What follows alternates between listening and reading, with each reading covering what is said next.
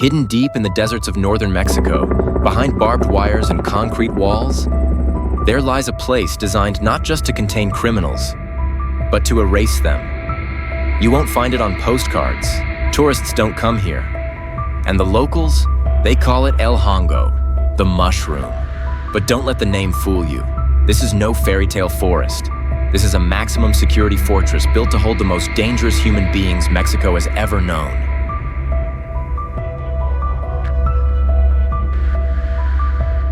Today we're going behind the walls. No guards, no filters, just the truth. Welcome to El Hongo.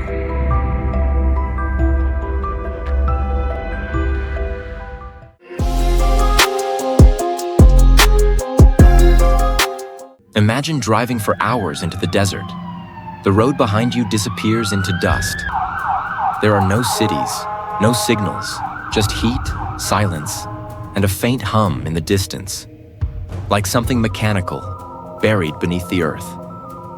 El Hongo sits in the heart of Baja California, near the border with the United States. But you wouldn't know it unless someone told you.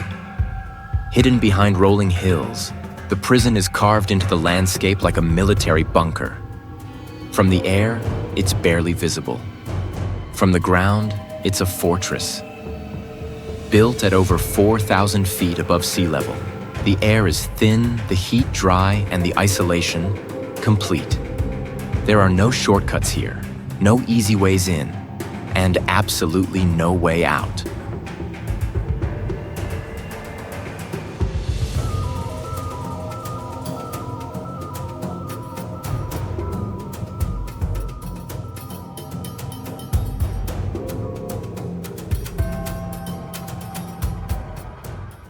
This isn't your average prison. El Hongo was never meant for pickpockets or petty thieves. It was built for monsters.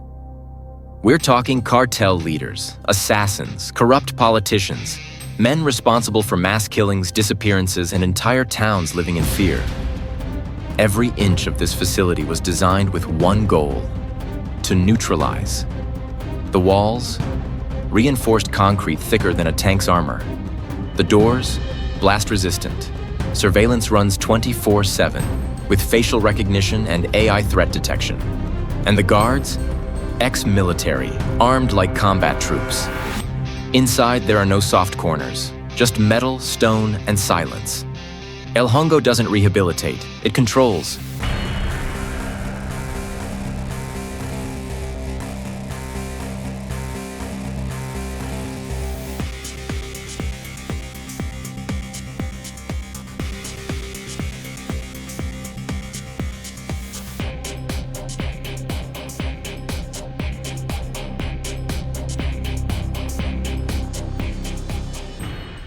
Inside El Hongo, there is no normal.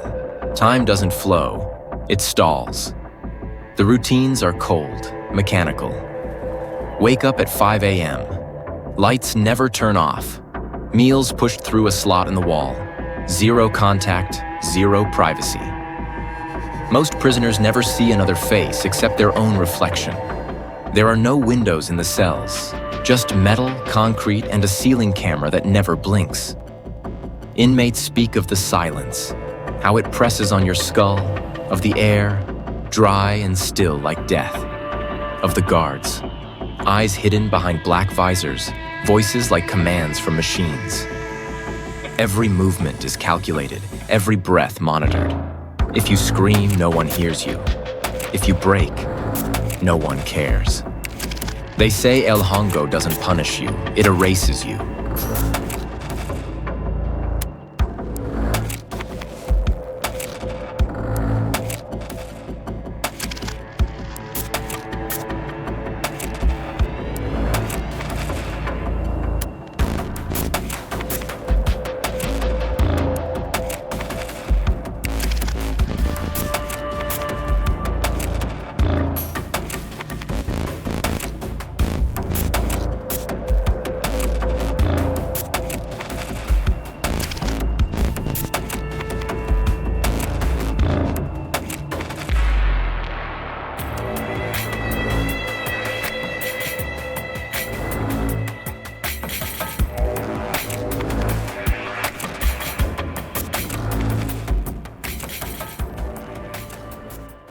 El Hongo isn't just hard to escape, it's built to make escape unimaginable.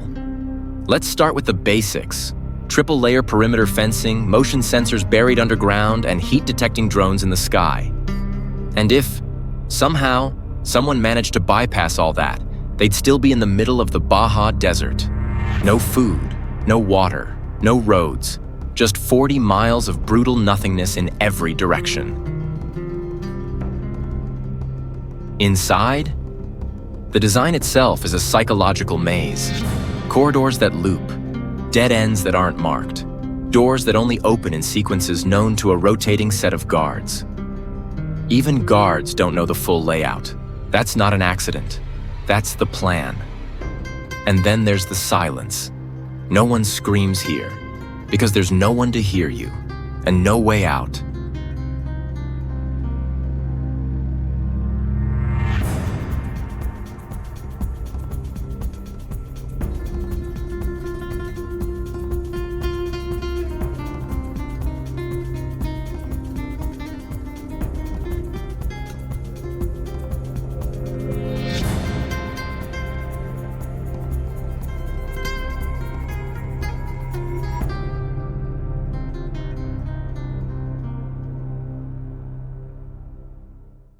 El Hongo might be a fortress, but to some, it's a human rights nightmare wrapped in steel and silence.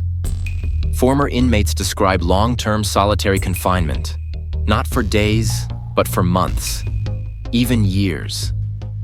There are allegations of psychological manipulation, lights that never turn off, rooms kept just cold enough to keep you awake, guards trained to never speak to inmates. International watchdogs have raised red flags, accusing El Hongo of using inhuman methods to maintain order. But here's the twist. The government says it works. Crime rates tied to cartel leaders have dropped. Violence inside? Almost zero. So the question isn't just, is it right? It's, is it worth it?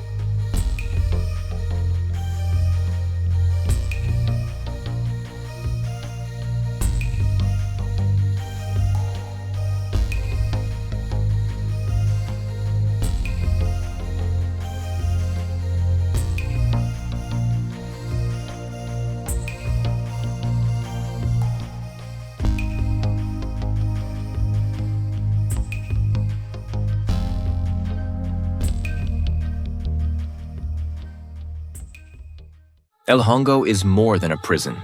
It's a reflection of how far we'll go for safety and how much we're willing to trade for control.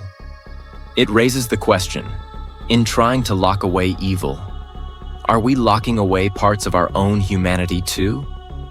And maybe, just maybe, El Hongo isn't just keeping people in, it's keeping the world out.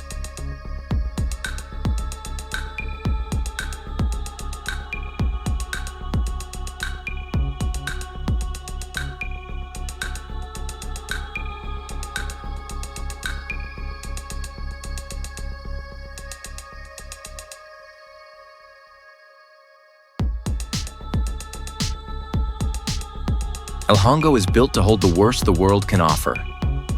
But what does it say about us? Maybe the real walls aren't made of concrete and steel. Maybe they're the choices we make, the fears we feed, the freedoms we trade away without noticing. Thanks for taking this journey with us. If you found this story as fascinating and as chilling as we did, hit that like button, subscribe, and share your thoughts below. What would you do if you were locked inside El Hongo? Until next time, keep exploring the hidden corners of our world.